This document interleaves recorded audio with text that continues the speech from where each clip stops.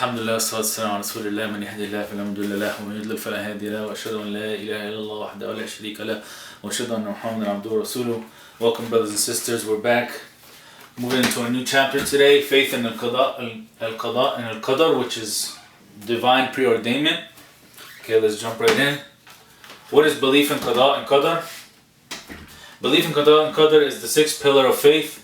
Whoever disbelieves in Allah's Qada and Qadar is considered a disbeliever. We again refer to the hadith of Umar ibn al-Khattab, which we've been referring to a lot, who related the Prophet was asked by the angel Jibreel about Emaan, and he said, you affirm your faith in Allah, His angels, His books, His apostles, in the day of resurrection, and you affirm your faith in Al-Qada and Al-Qadar, good and bad, which is the subject we're speaking about today. Scholars have differed in their definition of Al-Qada or Al-Qadar. Some considered it to be one entity and defined them separate. They said that Al-Qada is Allah's knowledge of the future condition of His creation, and Al-Qadar is Allah's creation of everything in accordance with His knowledge and will. Moving on, those who defined it as one said, it is the well-planned system established by Allah for this existence, the general laws and the rules by which He linked the causes and its effects. This is the definition is referred to in many of the verses in the Quran where Al-Qada and Al-Qadar is mentioned, and we listed some of them right here. Okay, the first one is chapter Ar-Ra'd, verse 8. Okay, in this verse Allah says, everything with Him is in due proportion. Okay, that's verse 8 in chapter Ar-Ra'd. The next one is Surah Al-Hijr, verse 21. Allah says, and there is not a thing but its sources and treasures inexhaustible are with us, but we only send down thereof in due and ascertainable measures. So that's Surah Al-Hijr, verse 21, speaking of Allah's preordainment. And then Surah Al-Qamar, verse 49, Allah says, verily, we have created all things with Qadr. Now, moving on, Imam Ahmad defined Al-Qadr as the ability of the most beneficent, and Imam Ahmad defined Al-Qada as the ability of the most beneficent, and Al-Qadr is what Allah decides in His saying. Some verses that speak about this. Chapter Al-Imran, verse 154, Allah says, say, O Muhammad, indeed the affairs belong wholly to Allah. Okay, so everything is in Allah's Qada and Qadar, His ability and His knowledge. All matters, all affairs belong to wholly to Allah. Then, chapter Hud, verse 123, Allah says, and to Him return all affairs for decision. And then in chapter Yasin, verse 83, Allah says, so glory to Him in whose hand is the dominion of all things. Okay, so these are more verses speaking about Allah's Qada and Qadar. The doctrine of Al-Qadar is based primarily on the belief in Allah's attributes and beautiful names, knowledge, ability, and will.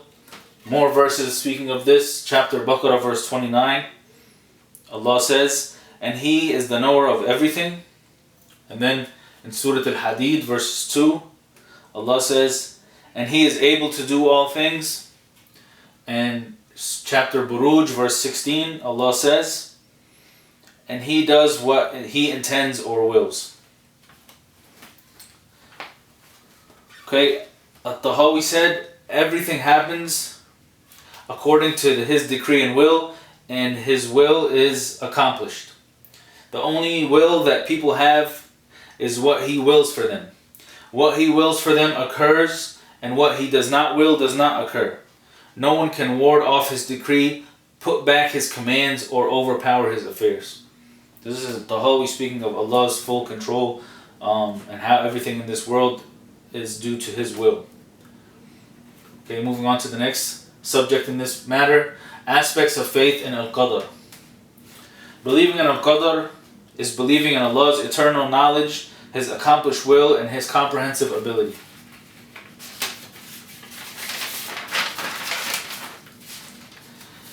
Shaykh al-Islam ibn Taymiyyah explained by saying the belief in Al-Qadar is of 2 degrees. Each degree contains 2 things.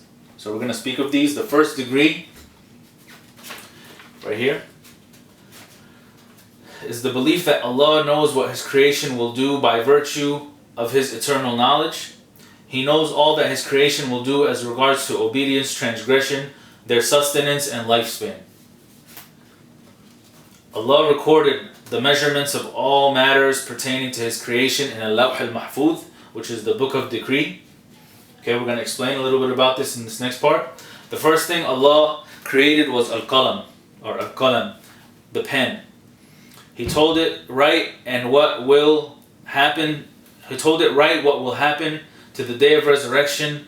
Whatever a person receives, he will never have missed it, and whatever a person has missed, he would have never received. The pen has dried, having written down all that will be in existence until the day of judgment. Okay, so just to reiterate quickly, Allah already wrote everything down. Everything in this world is already predestined, and the pen has dried, and nobody can change that except for Allah. What Allah wills is going to happen, and what He does not will not happen.